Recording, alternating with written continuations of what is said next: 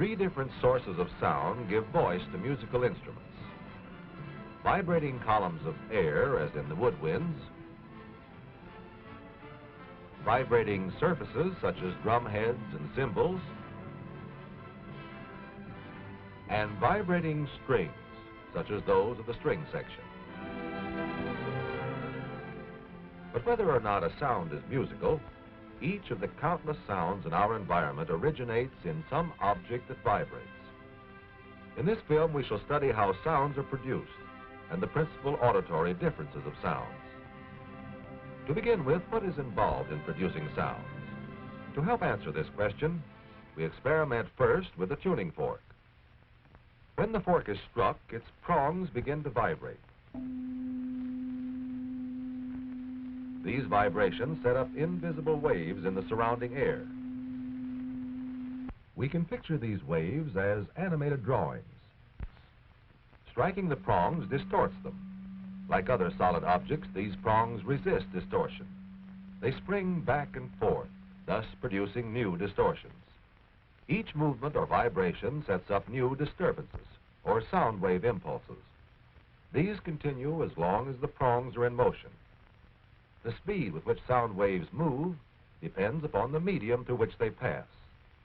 We will assume that these waves are being transmitted by air molecules. Every time the prongs move apart, they push against the adjacent air. In turn, this movement affects the air further on.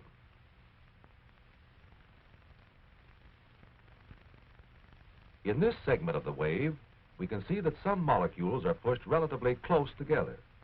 These represent condensations of air.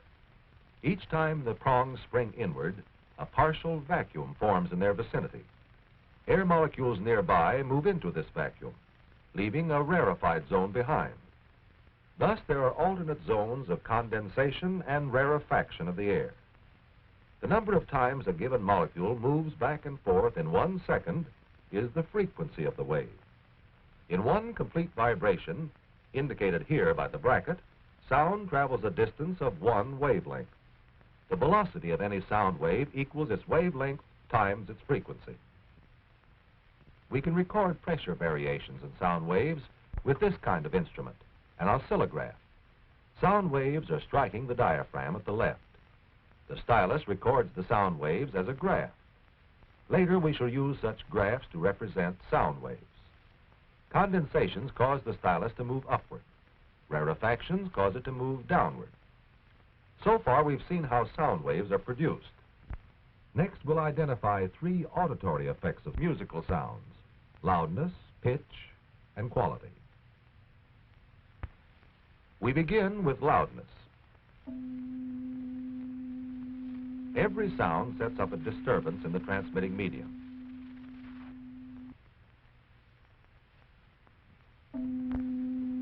The larger the disturbance or displacement of the individual particles, the greater is the height of its graph above the neutral line.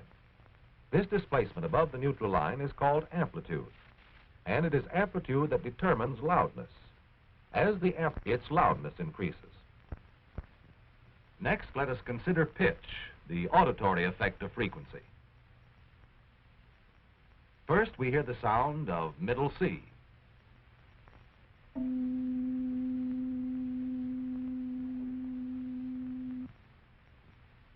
Next, we hear G below middle C.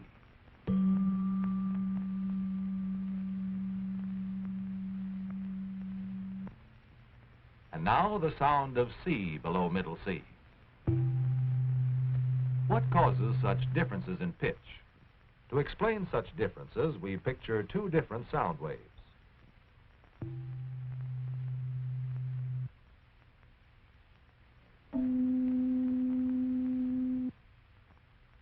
Here, the lower fork makes more complete vibrations per second.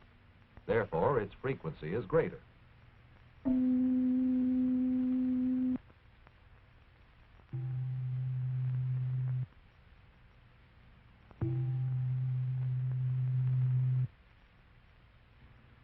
It is evident that the one with the greater frequency has the higher pitch.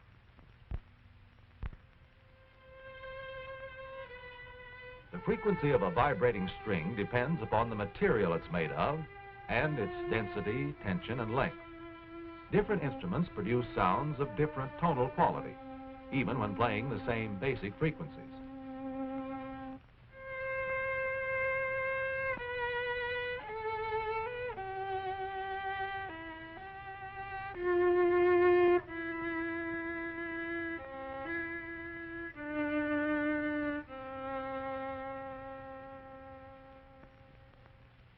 Each vibrating string may be made to produce different tones.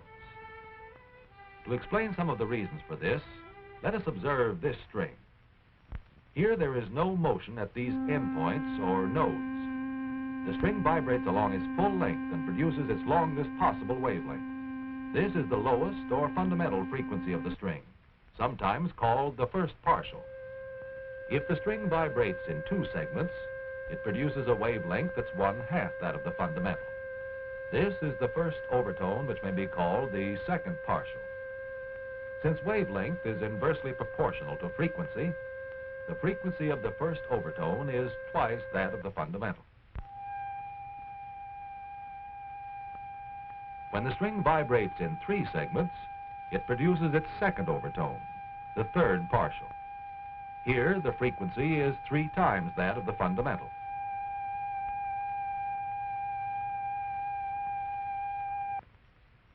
But usually, several different modes of vibration occur simultaneously. The result is a compound waveform. Here we represent the fundamental tone supplemented by its first and second overtones. Differences in the audible components of a sound determine its quality. Quality helps us recognize the characteristic sounds of various musical instruments and distinguish one voice from another. With this oscilloscope, we can represent as waves the sounds being produced and see their different modes of vibration, as in the case of vibrating strings.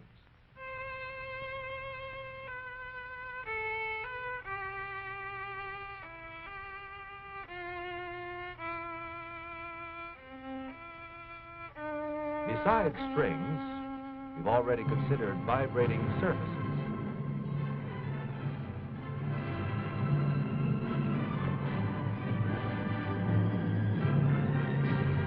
The vibrations from such diaphragms are often quite complex. This diaphragm, for example, vibrates in a number of different segments. The third of the principal sources of sound is the vibrating column of air. The organ pipe, like the woodwind, produces sound by means of such an air column.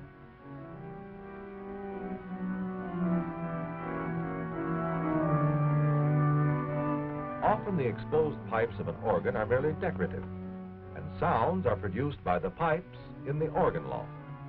The wavelengths fitting the shorter pipes are shorter, and their frequencies are greater than the longer pipes. Consequently, the shorter pipes produce the sounds of higher pitch. The different kinds of pipes produce different qualities of sound. The organist uses stops and keys and pedals to admit compressed air into the pipes.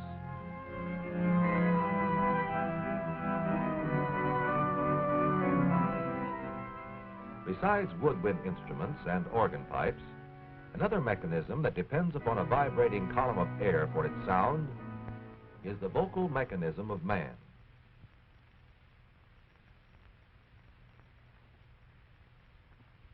Here, sound waves result from vibrations of air that start in the vocal folds of the trachea. These waves are reflected back and forth in the cavities of the mouth, nose, and head, thus producing the complex sounds of speech and song.